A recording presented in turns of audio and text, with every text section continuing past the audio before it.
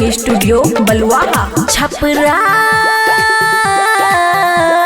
छपरा के छौरा से छुअलिए तबे हेता आरा गेलिए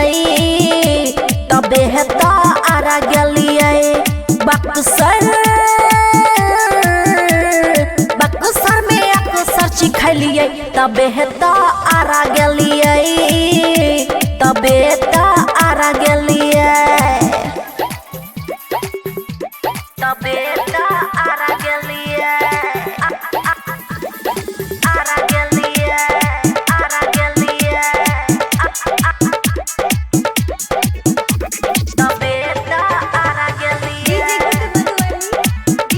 खुशी रिकॉर्डिंग स्टूडियो बलुआहा।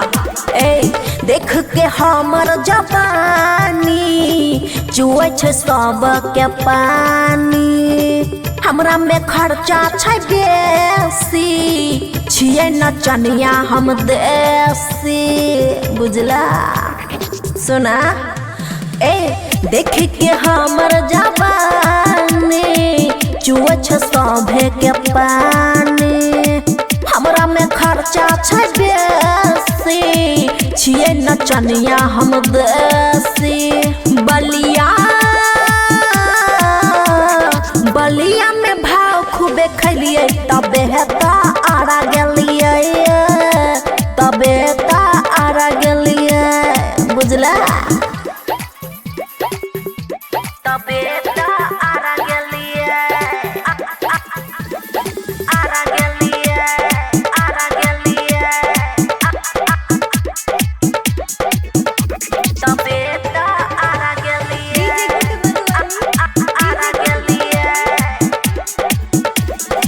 दरभंगा मधुबनी में टच करे छे बेरा बेरी, अमन सोनू गोलू में होई छे झगड़ा बेसी, सुनो लड़ो मत। हाँ, दरभंगा मधुबनी में टच करे छे बेरा बेरी, अमन सोनू गोलू में हाई छे झगड़ा बेसी। आनु के बात नहीं मानलो तबे ता आरा गेलो।